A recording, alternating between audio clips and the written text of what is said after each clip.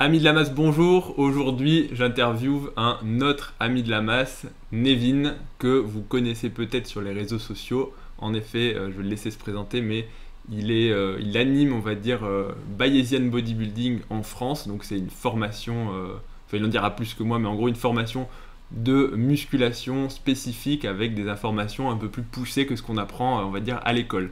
Donc, Nevin, bah écoute, je vais te laisser dire bonjour à nos auditeurs. Merci de m'accueillir ici, merci pour cette présentation. Alors malheureusement j'ai laissé la masse chez moi, mais bon, je suis quand même un ami de la masse. Donc comme tu l'as dit, je suis cofondateur de la formation Bayesian France, qui est effectivement une formation en ligne qui s'étend sur 9 mois à présent, où on aborde plusieurs modules sur la nutrition, l'entraînement, le suivi psychologique, le coaching, etc. Moi, je suis moi-même coach en ligne, donc j'aide des gens, que ce soit pour des compétitions ou pour être mieux dans leur corps, atteindre leurs objectifs physiques, etc. Et voilà. Très bien, bah écoute, c'est déjà pas mal.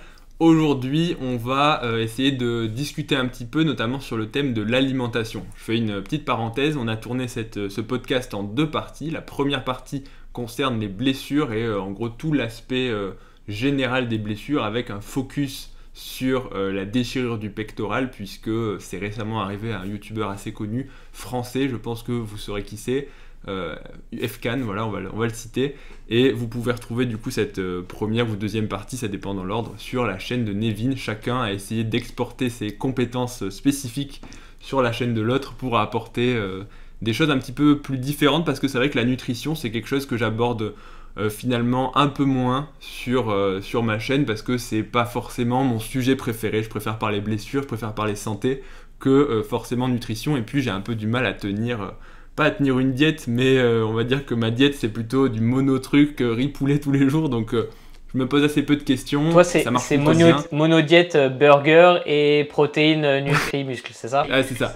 Moi c'est la monodiète, vraiment. Et puis ça fait 10 ans que je fais ça, et le riz poulet il a toujours autant de goût, tu vois, donc je me dis pourquoi je changerais quoi. Alors si, des T'es fois bon c'est cuisinier, fantaisie, c'est pour ça. Des fois c'est riz saumon, tu vois, il y a un truc un peu, une excitation, mais, mais globalement, voilà. Aujourd'hui, du coup, le thème spécifique, c'est en gros la sèche, mais plus précisément ce qu'on appelle la mini-cut. Donc la mini-cut, bah écoute, Nevin m'a dit juste avant, par hasard, qu'il était en train d'en faire une. Donc si tu peux, bah, vas-y, nous expliquer du coup pourquoi tu fais ça, ce que c'est, qu'on commence un peu à rentrer dans le dur, quoi. Ok, donc là tu me lances direct sur un sujet où je vais parler Ah pendant là, une heure et tu vas te poser dans ton canapé tranquille. Prends les Alors, rames et puis vas-y, quoi. effectivement. Alors, la mini-cut, on va dire que c'est une période où tu vas appliquer un déficit calorique. Le déficit calorique qui va te permettre d'éliminer du gras. Alors, généralement, on parle de mini-cut. C'est quelque chose que les gens mettent en place dans une période plus large de prise de masse. L'intérêt de la mini-cut, on va dire, c'est de redescendre à un pourcentage de masse grasse qui est plus sain et qui va vous permettre de ne pas prendre trop de gras par rapport à vos objectifs. Alors je pense qu'il y a un terme qu'il faut introduire, c'est quelque chose en recherche qu'on appelle le P-ratio. Et le P-ratio, je ne sais pas si tu es familier avec ce terme, c'est le ratio entre la masse maigre et la masse grasse en fonction d'une variation de poids. Donc par exemple, si tu es un homme à plus de 20% de masse grasse et qu'il prend 1 kg sur une semaine, il va avoir un P-ratio défavorable dans le sens où le pourcentage de gras qu'il va prendre par rapport au pourcentage de masse maigre est bien plus important. Et à l'inverse, quelqu'un qui va être dans une fourchette de masse grasse un peu plus saine, ou tu vois, dans le sens moins élevé, par exemple à 10% de masse grasse, donc c'est quelqu'un quand même d'assez sec, là, si il arrive à prendre 1 kg sur une certaine période, on sait qu'avec un entraînement et une nutrition adaptée, son P-ratio sera plus favorable dans le sens où le pourcentage de tissu maigre va être plus important que de tissu gras.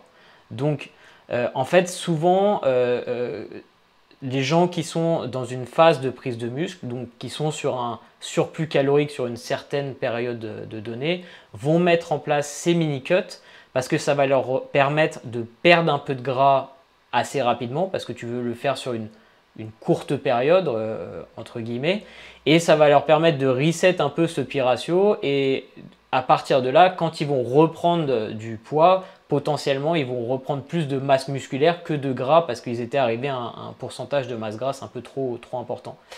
Donc si je prends mon cas personnel par exemple, donc la dernière... Excuse-moi, Ouais. je vais juste du coup peut-être, enfin pas reformuler, mais si j'ai bien compris et tu m'arrêtes comme ça, peut-être les auditeurs, en gros ça veut dire que quand tu prends 1 kg de poids, selon ton pourcentage de body fat, pourtant en faisant la même chose, selon ton pourcentage de body fat, tu prendras plus ou moins de gras ou de muscles en fonction si tu es à 10% ou à 20%. Donc en fait, on a un endroit optimal où, pour la prise de masse, où en gros on prend le plus de muscles possible et en gros plus on devient gras. Je pense que quand on est sec, on ne sait pas forcément beaucoup, c'est une courbe je pense en cloche.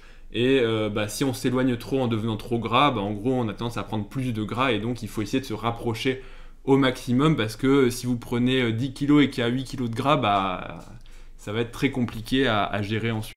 Effectivement. Alors, on pourra parler peut-être un peu après quelles sont les raisons pour lesquelles justement ce P ratio est défavorable à partir d'un certain pourcentage de masse grasse. En l'occurrence, on parle d'un profil hormonal défavorable, d'une sensibilité à l'insuline moindre. Il y a aussi, il y a pas mal de sujets dont on peut parler. Tu vois, la dernière fois où j'ai été sec, c'était en juin 2019. Et en juin 2019, parce que j'ai décidé d'être sec pendant trop longtemps, en fait, je me suis dit que je voulais enfin, plus ou moins, gagner plus de muscles. Et du coup, je me suis dit que j'allais faire un hors-saison, en gros une prise de muscles plus longue sur les 3 prochaines années.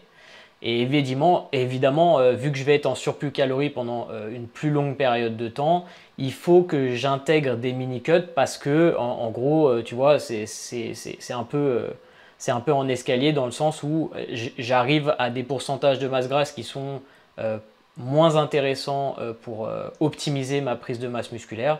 Et du coup, je mets en place des mini-cuts pour revenir à un pourcentage de masse grasse plus intéressant et pour ensuite repartir sur un surplus calorique. Voilà pourquoi je le mets en place personnellement. D'accord.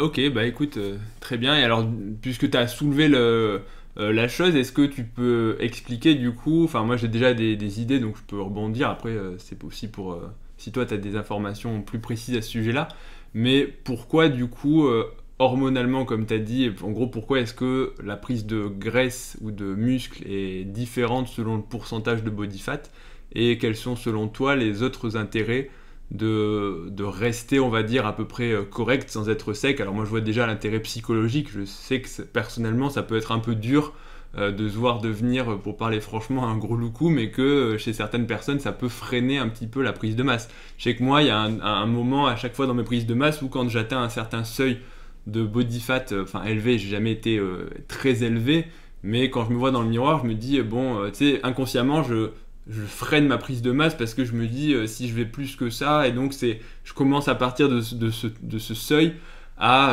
inconsciemment je pense me saborder dans ce que je bouffe, je veux pas grossir plus, donc le fait de perdre quelques kilos de graisse me permet de me dire bon ça va, c'est pas trop dégueulasse, je peux continuer un petit peu. Ouais, je pense que l'aspect psychologique est très difficile pour les pratiquants de musculation. Alors, dans la vidéo, la partie 1 de notre discussion, on avait parlé un petit peu des différents passés de chacun et tu sais en quoi ça nous pousse à faire du sport. Toi, tu avais plutôt tendance à être maigrichon, moi j'étais en surpoids. Et tu vois, par exemple, pour moi, c'est aussi pour ça que je voulais être sec tout le temps parce qu'à chaque fois que je devenais un petit peu plus gras, je me disais ah ouais non je ressemble plus à rien. Sur les photos tu ressembles à rien parce que quand tu es naturel c'est soit tu es sec et tu ressembles à quelque chose Par contre, tu ressembles à rien en vrai parce que tu remplis pas tes vêtements, soit, soit tu es un petit peu plus gras et tu commences à remplir tes vêtements et malheureusement en photo, tu ressembles plus à rien, quoi. C'est ce que j'appelle l'effet Ned Flanders dans Les Simpsons. Je sais pas si... En gros, Ouais, je il vois très bien ressemble le à rien, mais personnage. il enlève son t-shirt et là, Ah ouais, il est sec de fou. Tu te dis, wow, c'est qui ce c'est mec? vrai, Bref. c'est clair. Ouais, oui, Donc, ça te renvoie en ouais, fait, ça te renvoie à ce que tu veux pas être, quoi. En gros, tu te dis, je recommence à devenir comme avant, un peu trop gras, et c'est comme tu dis, c'est vrai que moi c'était pareil, c'était à l'opposé, c'était dès que je perdais, quand j'ai commencé au tout début, les 2 premières années, dès que je perdais 2 kilos, je me disais, oh putain, ça y est, je recommence à redevenir tout mince, je perds tous mes muscles, je comprends pas, et donc inconsciemment, je me disais, je redeviens comme avant, tout skinny, donc je vois très bien ce que tu veux dire, ouais, c'est... Et ça te bride en fait psychologiquement. d'un côté, les mini-cuts, ça a quand même un aspect favorable par rapport à ça parce que ça te permet de faire une prise de masse entre guillemets propre parce que tu vas pousser la prise de masse musculaire. Et quand tu trouves que visuellement ou tu vois, je pense qu'il faut prendre plusieurs facteurs, hein. Moi, je suis mes plis adipeux, je prends des photos avec différentes poses pour voir mon évolution. Je prends aussi mon tour de taille et quelques tours, tu vois, tour de taille à plusieurs endroits, tour de fesses, tour de cuisses, tour de bras, etc. Ça me permet de suivre mon évolution en termes de gras. Et à partir de là, je sais que, tu vois, par exemple, si je prends du poids et que mes plis augmentent rapidement, mais que, tu vois, mon tour de biceps ne bouge pas, et ben, je sais que potentiellement, ça veut dire que je commence à faire plus de gras que de muscles. Tu vois ce que je veux dire? Parce que bah, clairement, le poids est drivé plus par l'augmentation de mon tissu adipeux que par l'augmentation de ma masse musculaire. Donc ça, c'est des aspects à suivre. Donc les aspects morphologiques. Tu peux aussi suivre la performance à la salle, dans le sens où si tu prends du poids mais que tes performances ne bougent pas, la force et ta performance, c'est quand même un proxy de ta composition physique. Tu vois, c'est pas complètement corrélé, mais c'est quand même un proxy intéressant en termes de suivi. Si t'as pris 10 kilos et que tes perfs n'ont pas du tout bougé, c'est probablement qu'il y a quand même beaucoup plus de gras que de muscles, quoi. Pour un Exactement. pratiquant naturel, ouais.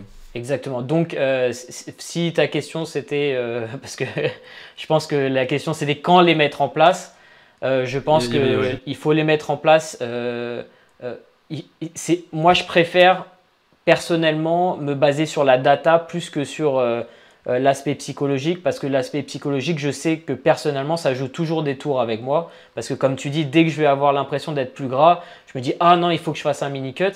Alors qu'en vrai, si je regarde mes datas, je me rends compte que bah, mon pli adipeux, il n'a pas changé, j'ai pris du poids et mes performances augmentent. Donc dans ce cas-là, j'ai tendance à quand même continuer à pousser jusqu'à ce que j'arrive à un point où je me dis, ah ouais, non, là, les datas me disent, les photos me disent que je prends surtout du gras, je mets en place un mini-cut. Ouais, c'est intéressant. Donc c'est vrai que toi t'as tendance du coup à tout traquer, quoi. Les perfs, les tours enfin les calories, les mensurations. Enfin, ouais, c'est pour vraiment optimiser au maximum et avoir des données fiables.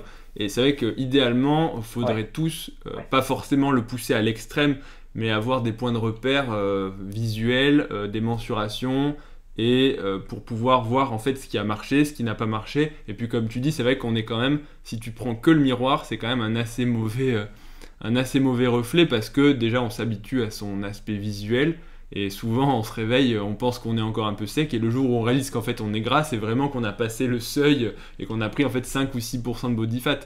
Moi, Bah, en à plus, la en fin, plus ouais. le problème, c'est que vu que tu te vois tous les jours, le changement est tellement pas Minime, perceptible ouais. que tu ne te vois pas changer sur la durée. Si tu n'as pas des points de repère fixes, c'est difficile de voir ton évolution. C'est pour ça qu'il y a beaucoup de gens qui ne se voient pas grossir, il y a beaucoup de gens qui ne se voient pas perdre du poids non plus. Alors forcément, tu as la balance qui te parle, mais visuellement, Ouais, c'est les vraiment vêtements et tout difficile. ça, mais non, c'est clair, hein.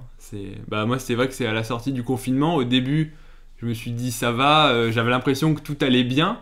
Et c'est quand je suis retourné à la salle dans le même miroir où, en fait, avec les mêmes vêtements, parce qu'en plus, non, mais tu sais, Tu te dis, j'étais oh chez là, moi, je m'entraînais. Non, mais c'est ça. J'étais chez moi, je m'entraînais tranquille. Alors, je pense que les 2 ou 3 premières semaines ont été bénéfiques parce que j'ai fait complètement autre chose. Et en général, quand tu bouges complètement ton entraînement, tu progresses. Mais arrive à un moment, tu sais, tu progresses et puis ensuite tu régresses quand tu continues à faire pareil. Et le poids de corps, c'était cool, mais finalement, ça a montré ses limites à un moment. Et en plus, je m'entraînais pas avec les mêmes tenues, tu vois. Chez moi, j'étais tranquillou, torse nu. Enfin, c'était pas du tout pareil. Donc au début, je me regarde, c'est pas le même miroir. Et quand je suis retourné à la salle avec le même short, le même t-shirt, j'ai fait ah ouais, quand même. Je me suis trouvé vraiment tout maigre et en plus, je savais que j'avais moins d'abdos. Donc et je me suis pesé parce que j'ai pas de balance chez moi, j'en ai qu'une à la salle. Enfin, et j'ai fait ah ouais, en fait, mon poids avait pas bougé, mais je me trouvais plus maigre et avec moins d'abdos. Et là, j'ai fait c'est à ce moment-là où j'ai compris qu'en fait à un moment donné, le visuel, il avait déconné, quoi. donc tu as fait une Et que recomposition physique, mais dans le mauvais sens. c'est ça, une reverse récomposition. C'est ça. Bah en fait, j'étais un peu, tu vois, j'étais un peu trop sec, un peu trop musclé, et c'était, Voilà. mon pile était pas très bon. Tu voulais revenir dans la norme et pas laisser l'espèce humaine derrière toi, quoi. Je comprends. Trop évolué, je voulais pas trop évoluer par rapport aux autres. Le Super Saiyan. Donc, ok. Et donc ouais, intéressant parce que en fait, ouais, on est un peu tous différents moi au début j'ai beaucoup plus noté que ce que je fais aujourd'hui pour beaucoup de raisons, notamment des raisons de temps, des raisons aujourd'hui j'ai l'impression de le vivre, de noter comme une contrainte. Alors de temps en temps je le fais parce que ça me booste, mais à la longue j'arrive pas à le maintenir parce que je me dis c'est un plaisir et j'aime pas commencer à tout. Sinon, j'ai l'impression que je le fais forcer. Et ça me plaît pas, je veux que ça reste un loisir, etc. Mais au début, j'avais tendance plus à traquer un petit peu tout. Et même en traquant, en fait, le simple fait de me voir grossir et tout, c'est vrai que c'était difficile et j'arrivais plus. Donc en fait, c'est à ce moment-là, en général, que je faisais une mini-cut. Et en général, j'ai jamais été assez ferme. Et ça, je le regrette. Du coup, peut-être que c'est bien aussi d'avoir de l'écrit, de programmer et de savoir, parce qu'à l'époque je connaissais pas le terme de mini-cut, c'était plus en gros je ralentis un petit peu, sauf que quand tu fais que ralentir, en fait tu passes d'un surplus calorique à un maintien, tout au plus à un léger déficit, mais finalement c'est pas assez agressif, ça change rien, tout au plus pendant 1 mois et demi tu stagnes, tu prends plus de poids mais tu gagnes pas de muscle et tu perds pas de graisse. Et en fait, tu fais que retarder l'échéance et au final, en général, au bout d'1 mois et demi, je me disais bon, tu vois, ça stagne un petit peu, j'étais pas en déficit, pas en prise. Et au bout d'un moment, j'en avais marre. En plus, l'été arrivé, je me disais bon, bah vas-y, maintenant, on va faire la vraie sèche. Et à ce moment-là, pouf, je commençais à sécher et en fait, je me rendais compte que j'avais pas forcément sur le bilan pris autant de masse que ça, quoi. Parce que t'as toujours des périodes où t'es un peu entre les deux. C'est marrant parce que tu parles d'un problème qui est peut-être le problème que je vois le plus chez les pratiquants intermédiaires avancés, c'est qu'ils perdent trop de temps, entre guillemets, en maintien et sans vraiment avoir un objectif défini. Parce que tu as déjà un physique, tu as une routine qui fonctionne, tu as des habitudes qui ont été mises en place avec tes années d'entraînement. Et en fait, tu as envie de mieux, mais tu mets pas en place peut-être les compromis que tu dois faire pour arriver, tu sais, à la marche supérieure. Et j'ai beaucoup de gens qui viennent me voir pour du coaching et qui me disent ouais, bon bah voilà, ça c'est où j'en suis, voilà mon parcours sportif, mon parcours en musculation, etc.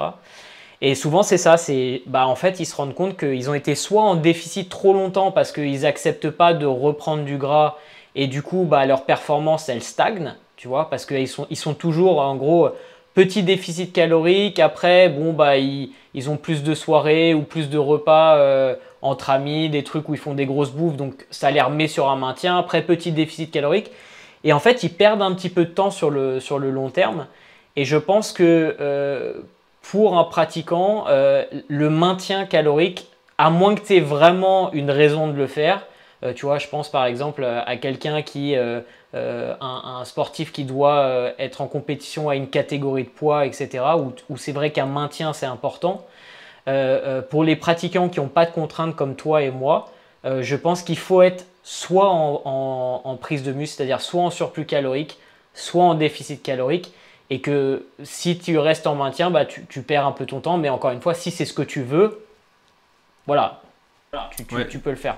Mais et peut-être je vais même aller plus loin que toi en disant un peu plus dur justement qu'en fait tu maintiens jamais, que dès que tu progresses pas, je pense que tu perds parce que psychologiquement quand tu te mets en maintien, ça veut dire que tu oublies des objectifs de progression parce que dans ta tête si tu es en maintien, tu dis bon je suis en maintien, enfin tu te dis pas je vais progresser parce qu'en vrai moi je sais qu'inversement quand je commençais une prise de masse, je me disais bon là je bouffe X calories en plus donc faut qu'elles aillent dans le muscle donc ça veut dire qu'il faut que je me bute à la salle.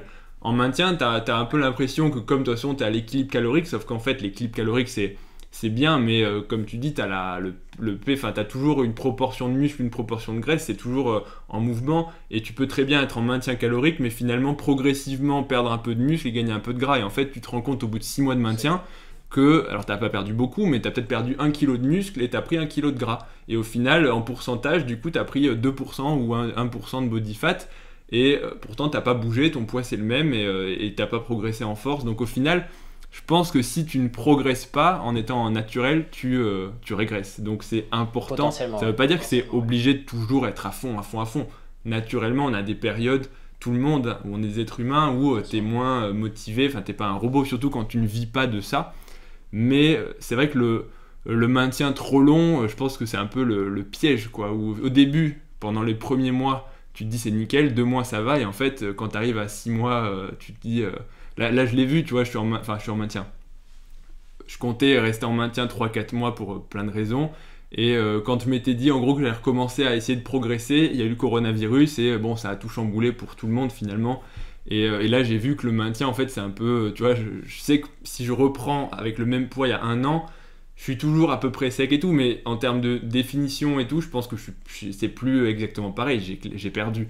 Parce que j'ai pas cherché à aller, tu vois, taper dans les limites, quoi. Ouais, le mini-cut, c'est, je pense, pas mal parce que finalement, tu te remets un objectif réel. Réel dans le sens où tu as un vrai objectif de perte de poids. Et tu te dis pas, je suis en maintien, non, ton objectif là, c'est de perdre du gras pour pouvoir repartir. Donc tu te fixes un nouvel objectif sur une période assez courte.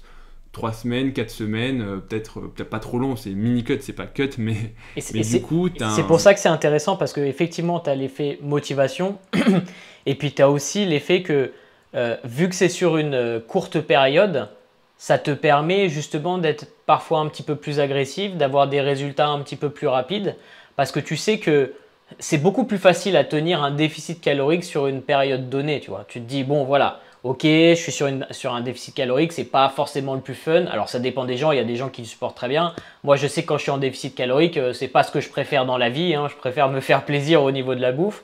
Mais je me dis, ah bah voilà, c'est 4 semaines, 4 semaines, je m'y mets, je fais mon mini-cup, je retrouve une composition corporelle qui est plus propice à une prise de masse, prise de muscle saine.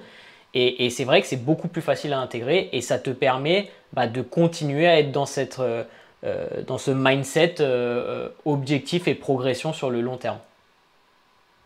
ouais. Non, non, mais c'est aussi voilà, c'est la question psychologique où finalement ça joue énormément et le fait de se relancer, de se redonner des objectifs, ça peut permettre de passer un palier où finalement tes objectifs, on a tous des objectifs, mais à un moment ils s'émoussent un petit peu, c'est normal hein, quand c'est des objectifs à trop long terme, c'est cool, mais si aujourd'hui tu te fixes un objectif dans 10 ans, si tu te dis je vais être Mister Olympia dans 10 ans, en fait, si tu t'es pas mis des petits objectifs intermédiaires, difficile. ça, c'est un peu la vision à long terme, mais c'est beaucoup plus difficile, quoi. C'est comme si tu te dis, je veux monter une boîte, qui va faire X millions d'euros par an, sauf qu'en fait, quand tu es là devant ton PC tout seul comme un con, si tu t'es pas fixé, bon, déjà, on va essayer de se tirer un salaire à la fin du mois, tu vois, des petits objectifs où ça rend les choses réalistes et aussi ludiques pour garder la motivation. Et c'est super, super important la motivation. Je pense qu'en muscu, c'est vraiment ça qui fera la différence. C'est quelle est ta motivation. Et toutes les personnes qui viennent en muscu pour les mauvaises raisons, ils tiennent, tu les vois, ils s'inscrivent et 6 mois après, il n'y a plus personne, quoi. Parce que... Ça, on en parle, tu vois, en détail dans la formation, mais c'est intéressant que tu parles de motivation parce que toi, tu dis motivation, mais je suis sûr que si on en parle un petit peu, tu vas te rendre compte que finalement, c'est même plus la motivation, c'est les habitudes de vie que tu as mis en place et le lifestyle auquel tu adhères. Parce que par exemple, si quelqu'un te demande, ouais, mais Paul Mathieu, comment tu fais pour rester motivé et aller à la salle? Et là, tu te dis, bah, j'ai pas besoin de motivation, c'est mon style de vie. Je vais à la salle parce que je vais à la salle, tu vois. Comme tu te réveilles, tu vas bosser en fait. T'es pas motivé pour aller bosser, tu y vas parce que bah tu vas. C'est une motivation intrinsèque que tu as mis en place via des habitudes et aujourd'hui, tu te poses plus trop la question en fait de si tu as envie de t'entraîner ou pas parce que bah, tu sais que tu as envie de t'entraîner en fait. C'est genre, ça fait partie de ton identité un peu, hein. Oui, c'est vrai. Non, mais c'est vrai. Oui, ça devient ta personne, quoi. Tu fais pas du sport, t'es sportif. Exactement. T'es un sportif, quoi. Donc, ça fait partie de ce que tu dois faire, quoi. Ouais. Non, c'est sûr, ouais, le matin, je me réveille pas en me disant est-ce que je suis motivé pour aller me brosser les dents? Bah, en fait, c'est une je suis habitude pas que t'as spécialement mis en place. motivé, mais il faut le faire, quoi. Je le fais parce que c'est normal. Et c'est marrant parce que tu sais que par rapport à la motivation intrinsèque, par rapport à des choses comme ça, enfin, plutôt la volonté des objectifs sur le long terme. Alors malheureusement, on n'est pas tous égaux par rapport à ça. Il y a carrément la génétique joue un rôle par rapport à notre volonté. Mais il y a quand même des outils que tu peux mettre en place pour mettre en place cette motivation. Les psychologues en parlent pas mal, mais généralement c'est d'être bon dans une tâche. Finalement, les gens qui sont bons dans quelque chose, ils ont cette motivation à le faire. Le concept d'appartenance aussi. C'est pour ça que les trucs comme le CrossFit ou les Mills, etc., ça marche bien parce que les gens, ils ont l'impression d'appartenir à une communauté, etc. Et dernièrement, ils parlent d'autonomie aussi. Et en fait, ces trois facteurs, c'est un peu les facteurs qui vont déterminer la motivation. C'est quoi l'autonomie? Enfin, qu'est-ce qu'il entend par là? L'autonomie dans le sens où tu apprends à faire quelque chose et après tu peux le faire de toi-même sans sans dépendre Genre de un quelqu'un coach d'autre. ou, En fait. ok. Ouais, Ouais, ça devient toi-même, c'est plus quelque chose qu'on te dit de faire. exactement. C'est quelque chose que tu fais de toi-même. Ouais, exactement. Ouais. Et c'est un peu les trois facteurs qui vont driver ta motivation intrinsèque et mettre en place des choses sur le long terme comme la pratique d'un sport ouais. Ouais, c'est intéressant. Bah, c'est vrai que ça se retrouve hein, en termes des fréquentations des gens que tu fréquentes.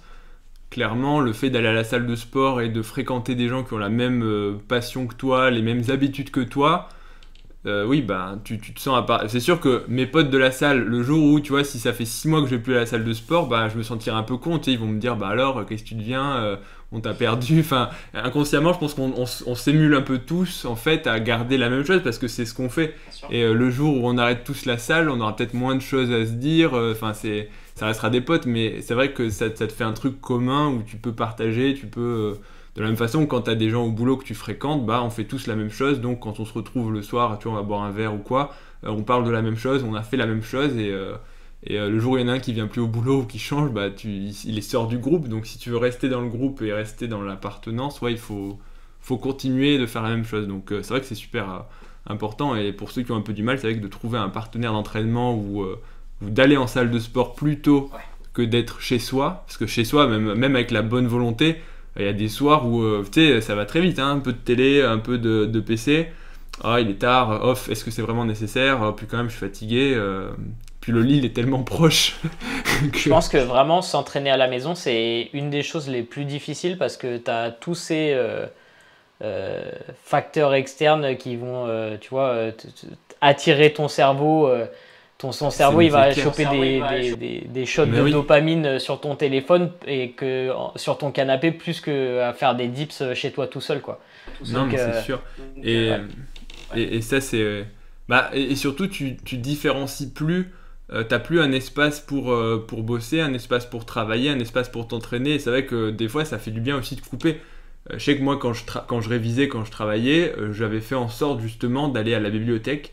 Et je savais que la bibliothèque, c'était un lieu pour bosser, et la maison, c'était un lieu pour se reposer. Parce que c'est très difficile, et même maintenant, j'ai beaucoup de mal. Alors là, le coronavirus a forcé à obliger de le faire, mais au début, c'est très difficile et t'adapter, parce que sinon, ça marche pas. Mais je sais que quand tu travailles le matin, et en plus, c'est vrai qu'il faut être franc, quand tu es à Paris ou dans les grandes villes, et que t'as pas 300 mètres carrés, et encore, j'ai la chance d'avoir déjà une chambre et un salon, donc déjà 2 pièces. Mais si tu es dans un studio où tu fais la même chose, tu vois, à côté la cuisine, à côté le PC, à côté le travail, à côté le sport, en fait, ton cerveau il est un peu confus et tu sais plus vraiment où t'es. Quand t'es à la salle de sport, il ne vient pas à l'idée de faire autre chose que de t'entraîner. Alors t'as des mecs, si, ils font toujours 1 heure de téléphone, mais globalement, une fois que tu y es, tu sais que tu vas t'entraîner. Parce que ton cerveau, il est dans un état d'esprit où tu vas t'entraîner. Donc de mettre des barrières et des coupures, je pense que c'est important, quoi. Et puis, quand tu te dis je vais à la salle, dans ta tête, tu vas pour faire du sport. Là, j'arrive, je me dis je vais m'entraîner, mais en fait, je suis quand même dans un endroit où je peux faire 50 autres choses. Donc, c'est plus difficile. Donc, clairement, tout ça, Pour c'est aider des routines, dans des stratégies. par rapport à ça, on parle d'intention d'implémentation. En fait, c'est si je fais X, je ferai Y. Et tu vois, par exemple, moi, ce que je faisais il y a quelques années quand j'étais encore ingénieur et que je voyageais beaucoup, c'était parfois hyper difficile d'arriver dans ma chambre d'hôtel et de me dire, bon, bah, je vais me faire une séance de sport parce que j'étais fatigué. Psychologiquement, j'étais fatigué, pas physiquement, mais psychologiquement parce que j'avais une grosse journée, comme tu dois en avoir pas mal en ce moment. Et trouver la motivation, entre guillemets, pour s'entraîner, c'est pas facile. Donc, ce que je m'imposais, c'était, je rentre, je pose mes affaires et je commence. Parce que si je me pose et que je regarde mon téléphone ou je prends l'ordinateur ou je mange un truc et quelque chose comme ça, je sais qu'à 100% ma séance, elle va pas se faire. Ouais, le temps que tu réalises, c'est fini, il s'est passé 2 heures et ensuite c'est exactement. Et pour se sortir de ces mauvaises habitudes, c'est empiler les bonnes habitudes à partir d'un élément déclencheur en fait. Donc, tu vois, on fait tous. Tu te lèves le matin, ton élément déclencheur. Moi, je sais que je vais me brosser les dents, tu vois. C'est un automatisme. Et ben en fait, tu peux implémenter des automatismes sur des habitudes déjà existantes. Donc, par exemple, tu sais que quand tu as fini de te brosser les dents, tu mets une autre habitude en place tout de suite et ça te permet de créer des bonnes habitudes comme ça beaucoup plus facilement. Moi, le truc, c'était que je rentrais chez moi, j'enlevais mes baskets, je commençais ma séance. Ouais, c'est pas con. Et moi, ce qui avait marché aussi, une époque pour justement arriver à travailler et ne pas me laisser déconcentrer, à l'époque, c'était, je savais que c'était le PC. Le piège, je rentrais de stage à midi ou 13h, je me disais vas-y, je mange, mais quand même, allez, vas-y, je vais me faire 20 minutes, juste je regarde un truc ou une série ou quoi que ce soit. Et c'est juste 20 minutes, juste le temps de manger. Sauf que je savais qu'ensuite j'avais fini de bouffer, la série restait 10 minutes. Puis ensuite je me disais bon, ça va. Ouais, non, et puis c'était. Et donc je savais que le PC c'était vraiment l'élément en fait qui perturbait ma journée. Pourtant, si je le faisais pas, ça me manquait pas spécialement. Au début, un peu, ouais, c'est dommage, mais en fait, à la fin de la journée, j'étais content. Et le jour où j'ai vraiment. Ça a été difficile, mais en fait, j'ai enlevé mon PC complètement. C'est-à-dire que. Complètement.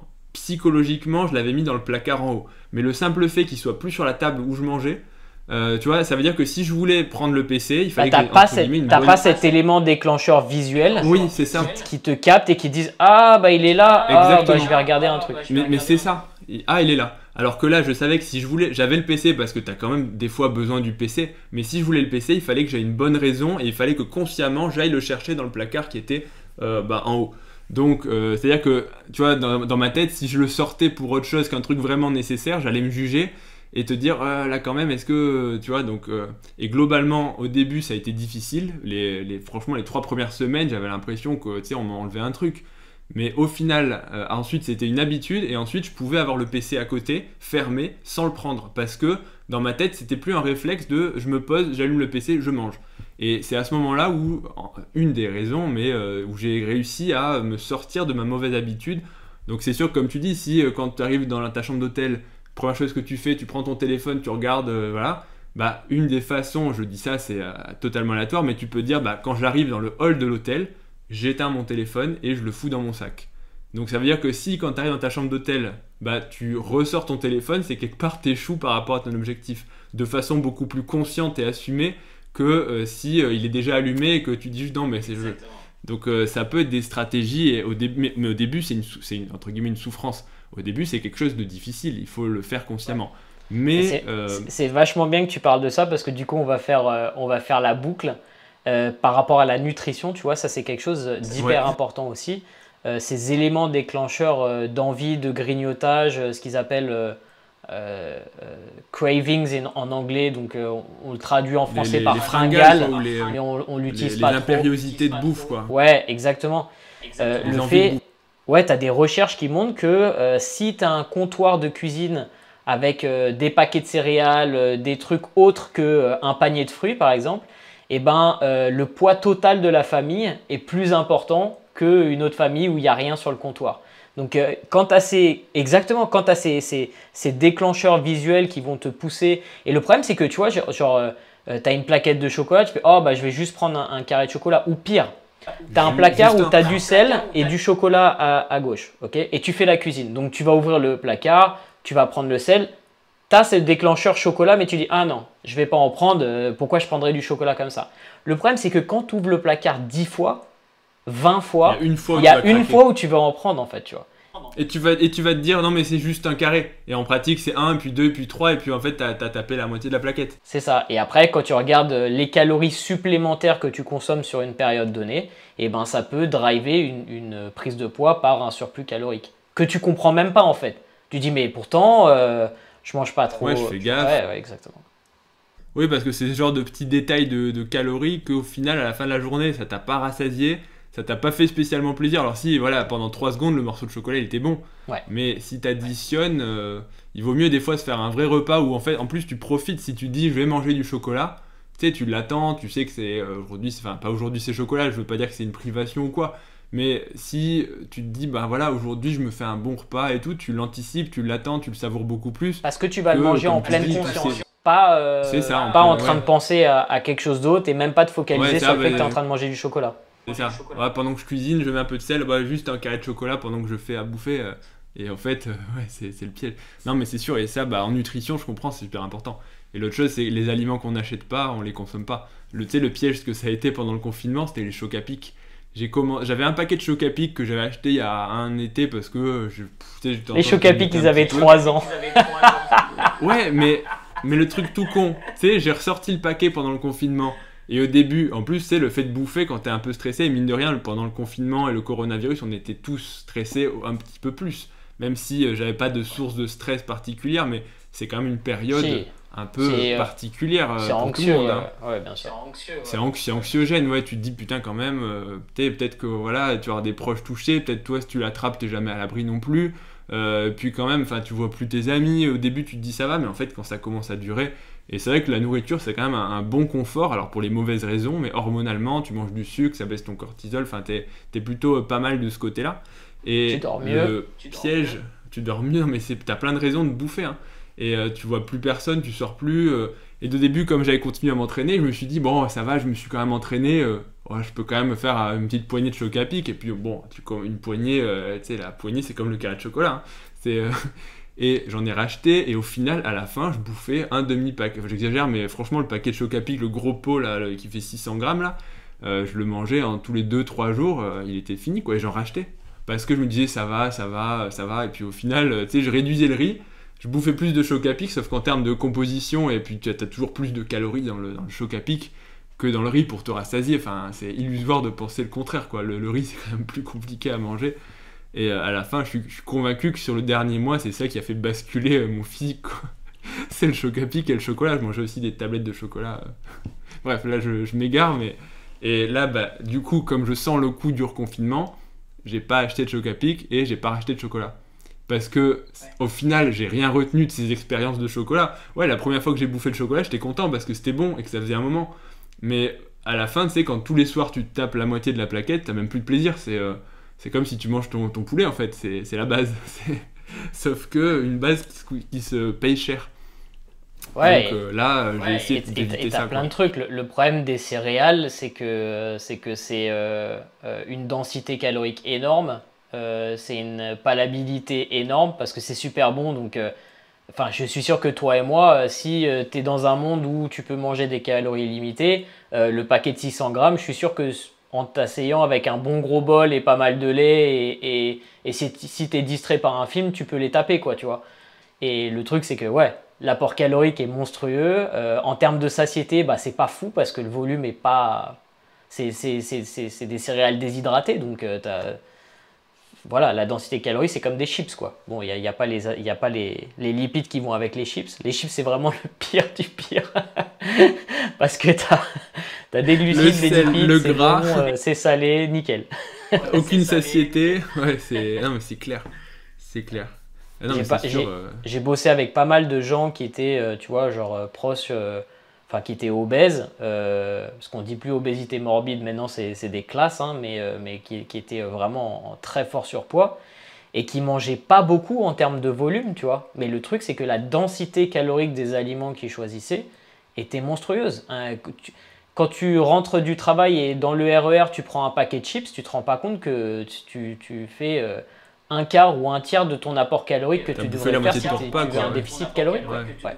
Faut faire très attention à ses choix. Et puis, le deuxième risque de commencer à faire ça, c'est. Alors là, attends, je t'ai perdu, je crois. Non, je suis là. Ah non, t'es encore là, c'est juste que tu bougeais pas.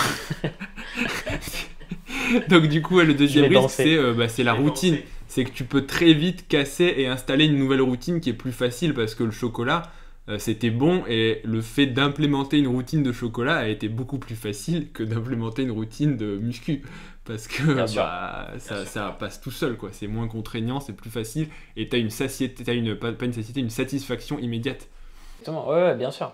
Et le problème, c'est que notre cerveau va toujours nous pousser vers les solutions de facilité, les solutions de plaisir immédiat, etc. Et pas forcément la satisfaction sur le long terme. Ça, c'est quelque chose qu'il faut comprendre et qu'il faut accepter aussi. Tu vois, il faut se dire que bah, malheureusement, notre cerveau va pas forcément nous aider dans cette démarche parce que il veut survivre, il veut avoir ce qui est disponible tout de suite. On est dans une société où c'est calories illimitées n'importe où, tu vois. Genre, tu peux tu peux rentrer dans un magasin et avoir autant de calories que tu veux. Euh, à l'origine, on devait quand même se dépenser physiquement pour obtenir notre nourriture, etc. Et je pense que physiologiquement, on ne s'est pas encore adapté à l'environnement qu'on a actuellement, quoi. Donc, ça, il faut l'accepter. Non, c'est clair, ouais. C'est effectivement, clairement. Ouais, une bonne parenthèse motivation, routine, mais au final, c'est tout aussi important que l'aspect purement calorifuge. Enfin, c'est comment. Enfin, la théorie, tout le monde la connaît, globalement, il faut manger moins, se déplacer plus, mais la pratique, c'est vraiment tout autre.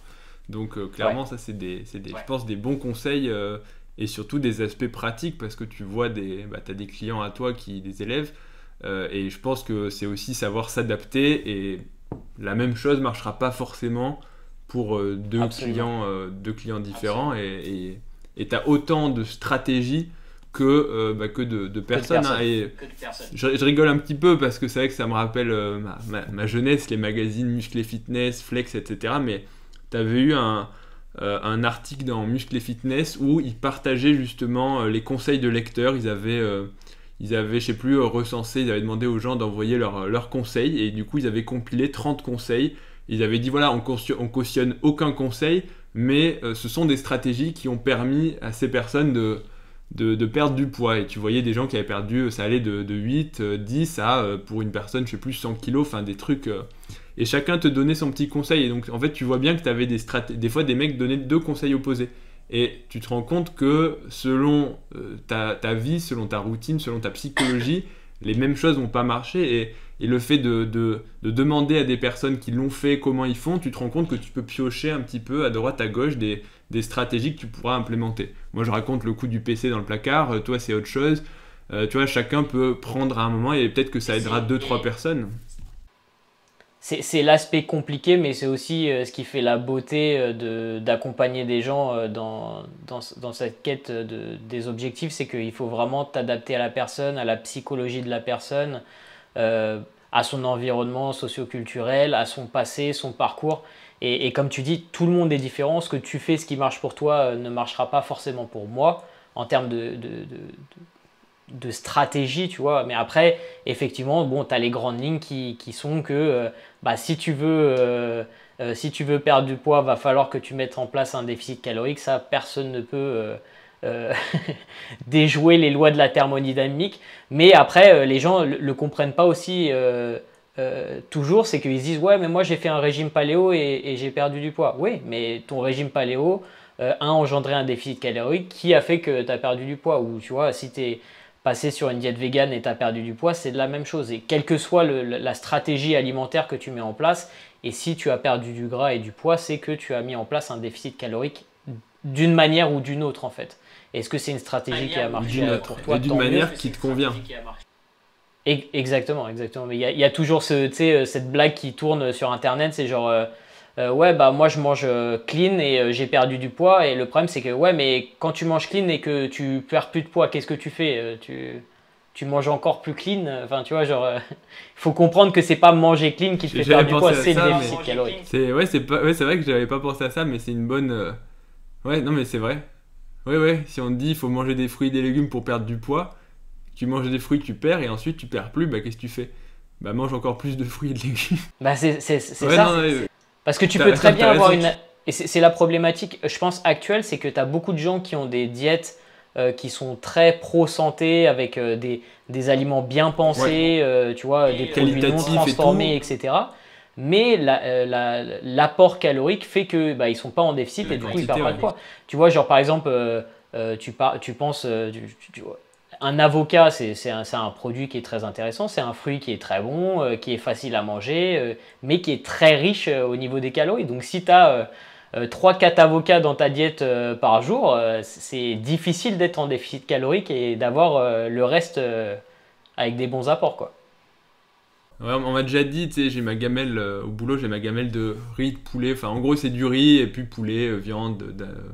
Bref, ça n'a pas Et des d'importance. légumes, Et on m'a j'espère. déjà eu dit. Non, bah non, pour le coup, moi, c'est vraiment les légumes, c'est le gros souci, mais ça, c'est un autre. Et on m'a déjà eu dit, ouais, de toute façon, enfin, si, en gros, si t'es mince, si t'es tracé, c'est parce que il y a aucune chance que tu prennes, y a aucune chance de grossir avec du riz et du poulet parce que c'est des bons aliments et genre il va dire ouais mais des fois tu sais pourtant c'est des périodes où je peux grossir et j'ai une gamelle qui est quand même copieuse quoi. Tu vois genre 130 grammes de riz en plus avec l'huile j'y vais. Et puis surtout, tu sais pas combien je mange à côté. Si je mange 6 fois cette gamelle dans la journée, à la fin de la journée, ça fera des calories. Donc c'est pas une question de bouffer du riz. Et effectivement, c'est sûr que comme on va pas revenir dans ce qu'on a dit, mais c'est plus difficile d'atteindre un volume. Enfin, en gros, le riz va plus vite te caler et atteindre la satiété que si tu prends des chips. Mais malgré tout, tu peux grossir avec du riz, de l'huile et du poulet, quoi. Alors, si t'en manges beaucoup, ça va quand Clairement, même assez vite, quoi. Donc, c'est clair. donc voilà. Et je vais revenir juste sur la mini-cut pour aborder un Ouais. autre point que j'avais mis, c'était, on voulait en parler rapidement, c'était l'aspect hormonal aussi de la mini-cut. C'est, à mon sens, intéressant, c'est que contrairement, enfin pas contrairement, parce que les adaptations, c'est pas du jour au lendemain, c'est pas on-off, mais contrairement aux sèches qui sont plus longues, le fait de faire une mini-cut de 3, 4, 5 semaines, donc un délai, une durée assez courte, c'est que hormonalement, tu as moins le temps de commencer à ralentir ton métabolisme parce que tu as une transition entre un état de soit surplus calorique, soit de maintien, mais on va dire que tu pars d'un surplus, vers d'un coup un déficit. Donc tu peux avoir un déficit, comme tu as dit, assez agressif. Ça peut être assez difficile au départ de manger moins parce que bah, tu es en surplus et puis d'un coup tu te restreins.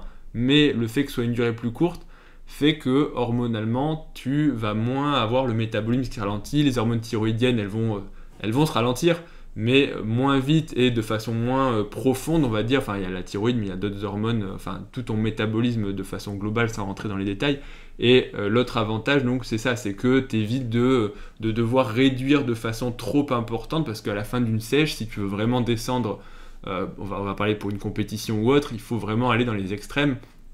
Et à la fin, bah, ton métabolisme, si vraiment tu veux tout sécher, il est quand même assez bas. Et t'as personne qui naturellement arrive à sécher et à être très sec sans avoir ralenti son métabolisme de façon, on va dire, pas anormale, mais à la limite de la pathologie, quoi, pour vraiment virer les réserves de gras.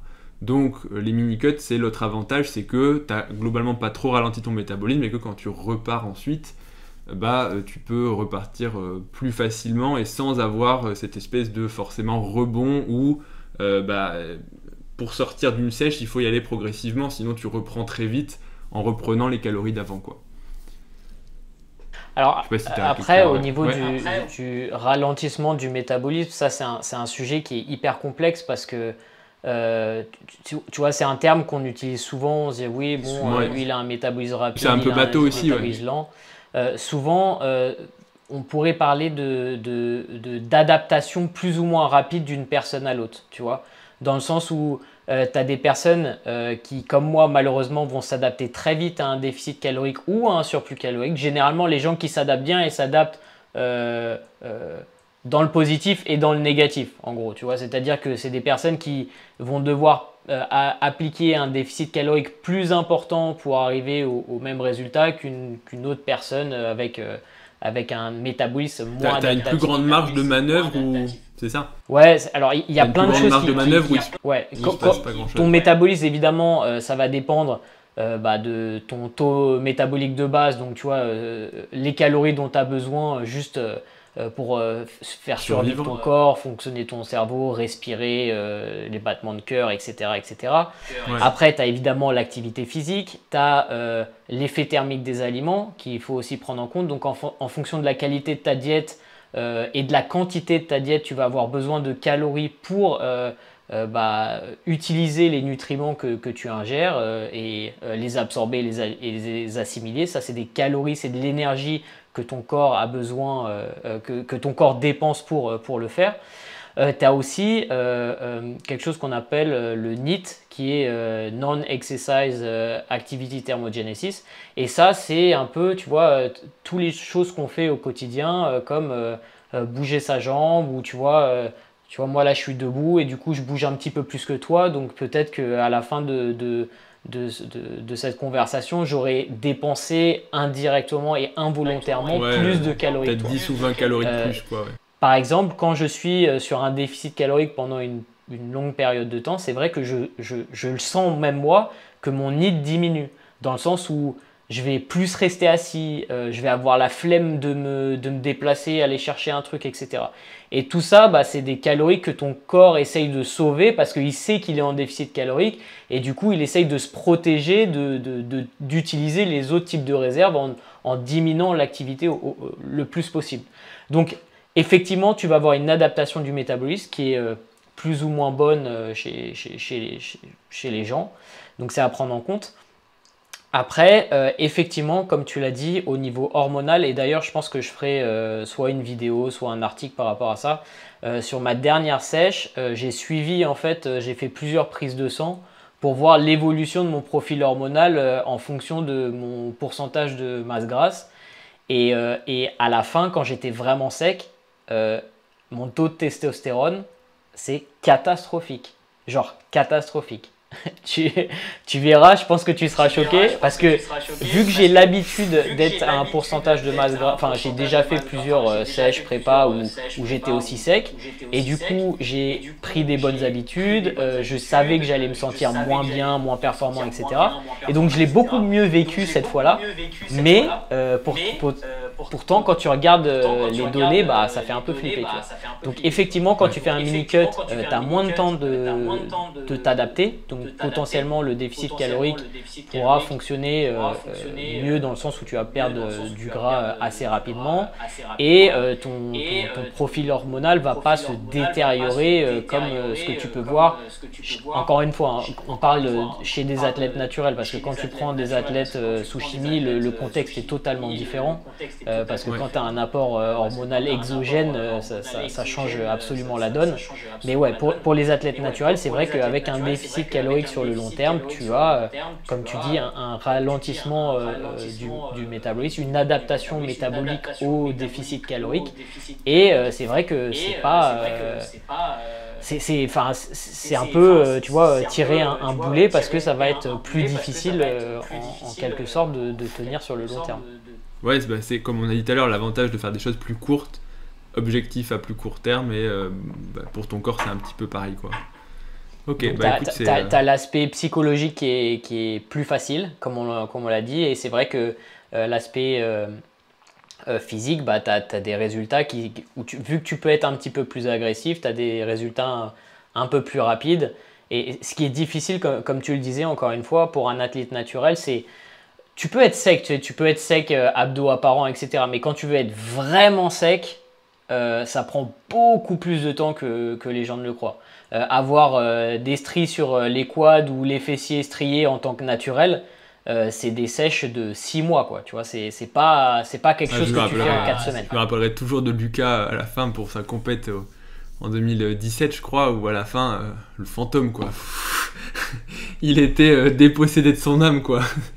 C'était toutes ces calories qui partaient, son exercice qui partait dans sa séance de 2 heures, et ensuite... Je me rappelle plus de l'année, ouais. Ouais, et ensuite, c'était on-off, quoi. Son seul moment où il bougeait un petit peu, c'était sa séance, et après, il s'éteignait, il repartait.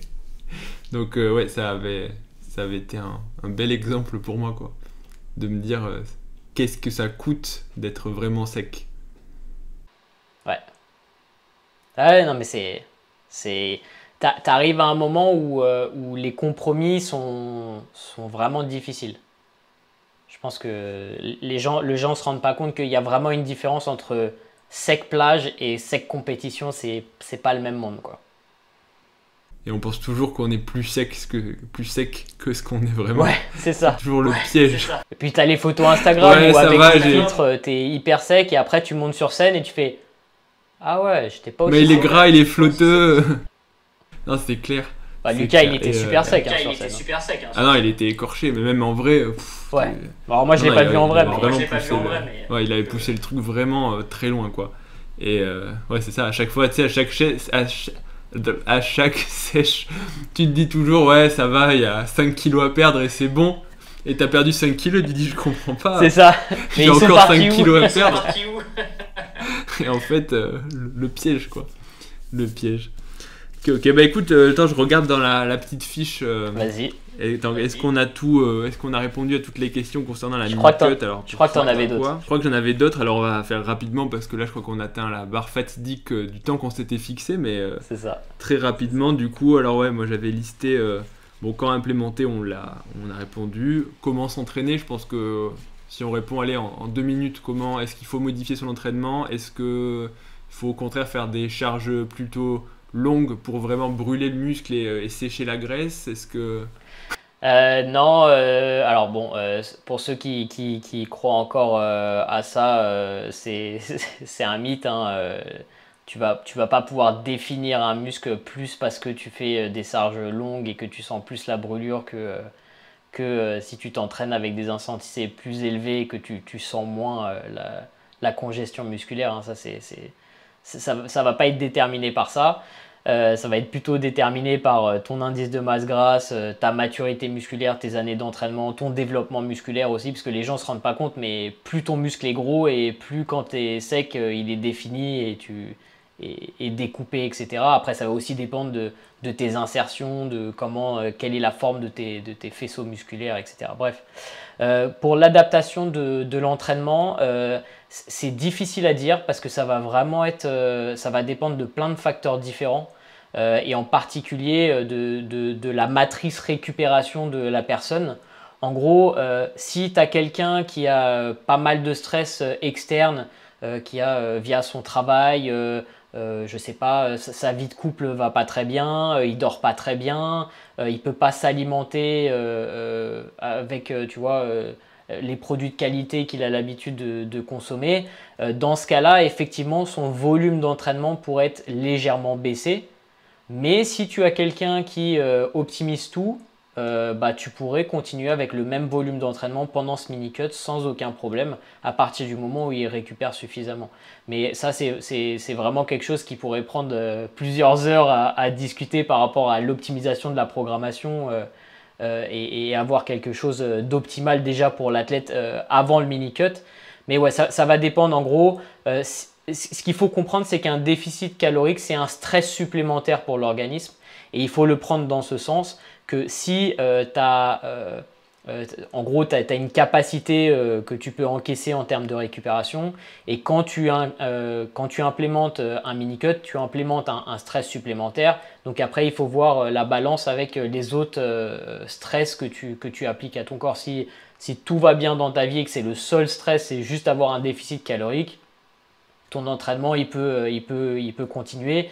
Si tu es quand même stressé, tu dors pas très bien, tu as des problèmes, là dans ce cas-là, peut-être réduire ton volume en réduisant, moi j'aime bien utiliser le nombre de séries de travail par groupe musculaire par semaine.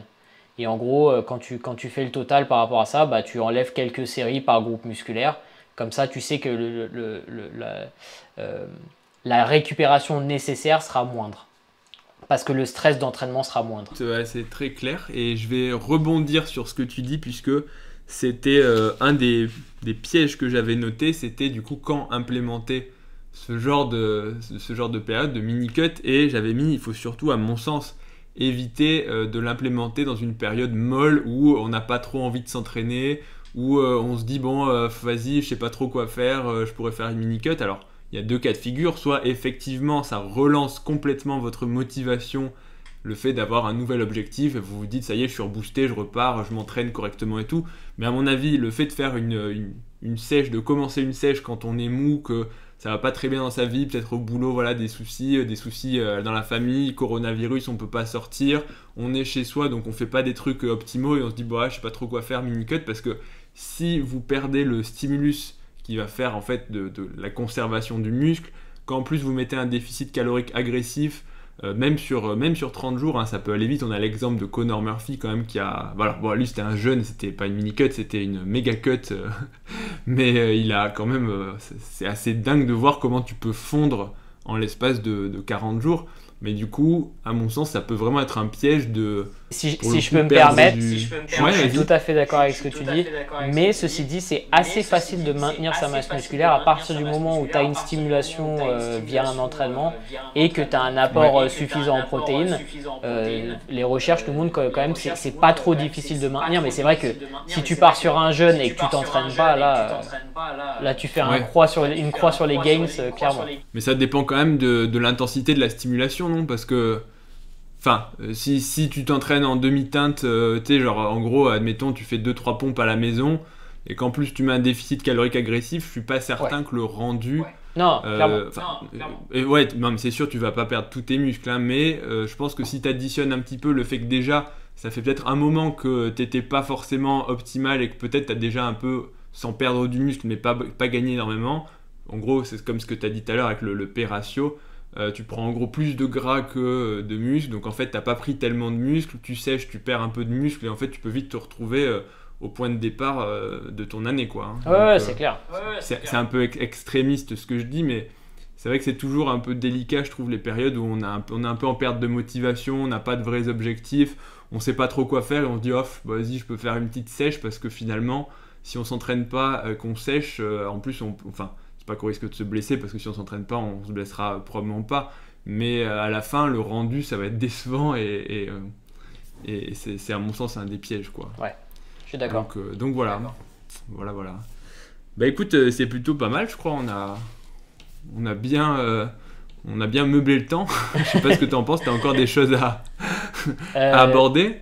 Non, je pense qu'on a fait le tour de la question. De toute façon, si les gens ont des questions ou des commentaires, n'hésitez pas à les poser et on y répondra, alors soit par commentaire, soit on fera la compilation pour la prochaine fois qu'on se croise en podcast, parce que c'est à chaque fois intéressant, comme je sais plus si on l'a dit au début, mais non, on l'a peut-être pas dit, mais bref, en tout cas à chaque fois qu'on discute, c'est toujours intéressant, parce que c'est des échanges enrichissants. Faudrait qu'on le fasse plus régulièrement, c'est clair. Ouais, des tables rondes de la muscu. En vrai, ce serait intéressant. Ce serait intéressant de convoquer des experts, entre guillemets, mais des gens qui ont un peu la même vision de l'entraînement et qui se contentent pas de dire mange, pousse, dors, et puis voilà, quoi. Donc écoute, intéressant. Et recommence. Et recommence. Et tu t'es arraché le pec, c'est pas grave. Continue. Pousse encore. Donc voilà, bah écoute, donc Nevin, merci. Pour ceux qui veulent te retrouver, c'est sur ta chaîne YouTube, c'est Fitness Logique. C'est ça, avec un K. La promo, avec un K, ouais. Sur les réseaux sociaux, c'est NevinGL, je crois. C'est ça. Sur Instagram. Et ensuite, bah, pour tous ceux qui voudraient en savoir plus, du coup, petit coup de pub pour la formation bayésienne, donc que tu animes, présides, je sais pas comment on peut dire ça, que tu as créé avec Antoine Fonbonne en France. Ouais, alors pour avoir, on assure le suivi pédagogique des élèves tout au long de la formation. Et la prochaine session de formation sera en septembre 2021. Mais donc s'il y a des gens que ça intéresse, ils peuvent aller retrouver les informations sur notre site internet et ils peuvent aussi déjà se préinscrire pour être sûr d'avoir leur place l'année prochaine. Nickel, comme ça, donc c'est une vraie formation, je veux dire, c'est un vrai truc sur toute l'année avec des modules, enfin c'est dense quoi. Ouais. Pas non mais des fois tu es sur internet, tu lis formation et en fait tu te rends compte que t'as 2 heures de vidéo quoi, enfin j'appelle pas ça une formation là, pour moi 2 heures de vidéo c'est une vidéo YouTube. C'est quand même un investissement de temps dans le sens où on a actuellement 36 modules de cours, on a plus de 3500 pages de contenu, on a plus de 30 heures de vidéo, donc c'est quand même du costaud. En plus, on a des lives, on a des meet-up, donc ouais, il y a quand même beaucoup de contenu et sur le site internet ils peuvent regarder le sommaire de la formation, ça peut leur donner une idée du contenu qui est dedans s'ils veulent. Ok, bah très bien, je pense que ça résume bien, donc n'hésitez pas à y aller. Et puis n'oubliez pas, c'est très important quand on est youtubeur de rappeler aux gens qui regardent, mettez des pouces bleus. Pour tous ceux qui sont arrivés jusque-là, qu'est-ce qu'il faut? Alors, bon, la masse, on va dire que ça, ils le disent spontanément. Donc, on va dire, là, on a parlé de sèche, donc mettez la sèche. La sèche. La sèche. Amis de la sèche. Amis de la sèche. Dites ça en commentaire. Dites ça en commentaire, voilà. Amis de la sèche pour tous ceux qui ont tenu jusque-là. Abonnez-vous à la chaîne et abonnez-vous aussi à la chaîne de Nevin. Et on vous dit à bientôt pour la prochaine vidéo. Dis-leur au revoir. Salut, merci pour ton accueil, Paul Mathieu. Et puis, voilà, remercie-moi s'il te plaît. Et vous pouvez regarder la première partie de la vidéo sur ma chaîne également. On rappelle. Parce que là, ça doit faire 2h30 qu'on est ensemble, je pense. Ouais, je pense. Merci à tous et merci à toi. Salut, ciao, ciao.